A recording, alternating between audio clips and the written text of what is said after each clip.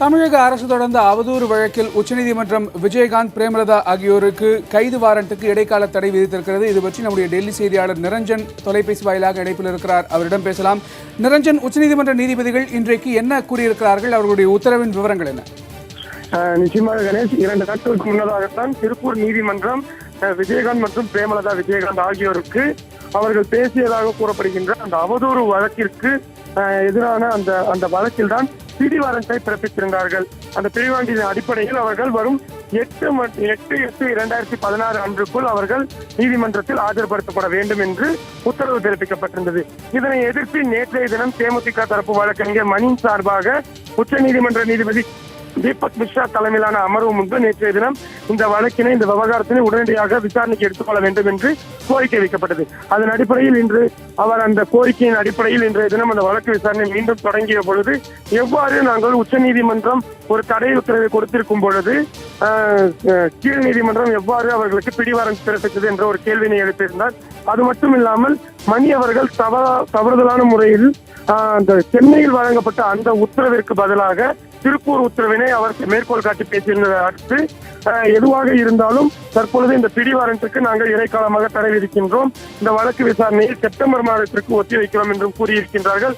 அது மட்டும் இல்லாமல் தமிழக முதல்வர் ஜெயலலிதா அரசு வழக்கறிஞர்களை பயன்படுத்தி எத்தனை அவதூறு வழக்குகளை தமிழகம் முழுவதும் தொடுத்திருக்கின்றார் என்ற ஒரு முக்கியமான அந்த பட்டியலை உடனடியாக உச்சநீதிமன்றத்தில் தாக்கல் செய்யுமாறும் உத்தரவு பிறப்பிக்கப்பட்டது. அதற்கு தமிழக அரசின் சார்பாக 2 வார கால அவகாசம் கேட்கப்பட்டதை அடுத்து அந்த 2 வார காலத்திற்குள் தாக்கல் செய்யுமாறு தற்பொழுது உத்தரவு பிறப்பிக்கப்பட்டிருக்கின்றது. குறிப்பாக இந்த வழக்கு விசாரணையின் பொழுது சில முக்கியமான விஷயங்களை நீதிபதிகள் குறிப்பிட்டிருக்கின்றார்கள். குறிப்பாக அரசியல் காழ்ப்புணர்ச்சி, அரசியல் பழிவாங்குதல் செயலுக்காக இந்த அவதூறு சட்டத்தினை தவறுதலாக பயன்படுத்தக்கூடாது, ஆயுதமாக பயன்படுத்தக்கூடாது என்ற ஒரு முக்கியமான விஷயத்தினை குறிப்பிட்டிருக்கின்றார்கள். அது மட்டும் இல்லாமல் ஒரு அரசை விமர்சிப்பது என்பது எந்த வகையில் அவதூறாகும், அவ்வாறு பேசும் மக்களை அவ்வாறு இந்த அவதூறு வழக்குகள் சிக்க வைக்கும் பொழுது அவர்களை காக்க வேண்டியது நீதிமன்றத்தின் கடமை என்று மிக தெளிவாக குறிப்பிட்டிருக்கின்றார்கள். இதன் அடிப்படையில் தற்பொழுதைக்கு இந்த வழக்கானது ஒத்திவைக்கப்பட்டிருக்கின்றது. பிரேமலதா விஜயகாந்த் மற்றும் விஜயகாந்திற்கு பிறப்பிக்கப்பட்ட அந்த பிடி வாரண்டிற்கும் தற்பொழுது இடைக்கால தடையானது விதிக்கப்பட்டிருக்கின்றது.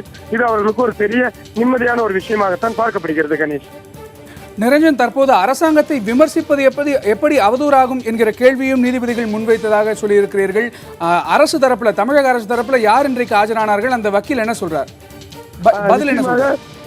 தமிழக அரசின் சார்பாக யோகேஷ் கண்ணா அவர்கள் ஆஜராகி இருந்தார். அப்பொழுது இது போன்று பல்வேறு விஷயங்கள் தொடர்ந்து எதிர்கட்சிகளால் அவதூறான வார்த்தைகள் பயன்படுத்தப்படுகின்றது என்று குறிப்பிட்டிருந்தார். ஏற்கனவே இதே சம்பந்தப்பட்ட மற்றொரு வழக்கானது உச்சநீதிமன்றத்தில் விசாரணைக்கு வந்த பொழுது இந்த அலிபாபா நாற்பது திருடர்கள் என்று குறிப்பிட்டிருந்ததை அவர் மிக தெளிவாக கேட்டிருந்தார். தமிழகத்தை பொறுத்தவரை இந்த தமிழகம் தொடர்கின்ற இந்த அவதூறு வழக்குகளில் நீதிபதிகள் மிக உன்னிப்பாக கவனித்து வருகின்ற விஷயத்தை தான் நாம் ஆரம்பத்திலிருந்தே பார்க்க முடிகின்றது. ஒவ்வொரு வார்த்தைக்கும் இந்த வார்த்தைக்கு என்ன அர்த்தம், இந்த வார்த்தைக்கு என்ன அர்த்தம் என்று அவர்கள் ஆர்வமாக கேட்டு அதன் அடிப்படையில் தான் அவர்கள் தொடர்ந்து உத்தரவுகளை பிறப்பித்து வருகின்றார்கள்.